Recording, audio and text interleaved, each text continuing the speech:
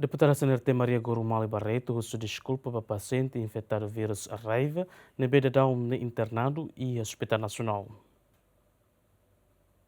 Lihusi reunião plenária Parlamento Nacional nebe halau e a segunda Presidente Comissão F nebe trata assuntos saúde, segurança social no igualdade de gênero, Maria Gorumali Barreto, e a intervenção política hateten paciente infectado vírus raiva nebe dadang internado e Hospital Nacional Guido Valadares hakoto nais, mas be informação lalos. Hoero informação Maria Gorumali husu desculpa ba paciente no paciente ni família Sira husi município Bobonaro. Primeiro, hau hakara dada falha hau intervenção nebema hurse que ikos hau diangkatak aling nebemak sofre moras raiva kaba arabies nebemak baisa i Hospital Nacional Guido Valadares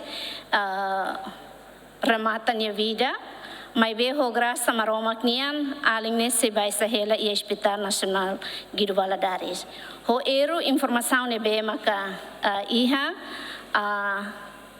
hau husu desculpa ba aling nerasik no moço se desculpa a minha família, a família bot ia saburai no mos município Bobonaro. Lembra katak dadang Timor-Leste resista una vítima infectado raiva nainen no 95 lakonona vida. Tuir dados husi sistema vigilância saúde nacional resista una população riung ida atus hat nul resin 5 hetan tata husi asu husi número asu si anul resinen confirmado positivo vírus raiva ka rabies. Husi vítima riung ida atus hat nul resin 5 nebe hetan tata husi asu porcento hat nul resin ida tama ia klasifikado perigo no persija hetan vacinação anticorpo.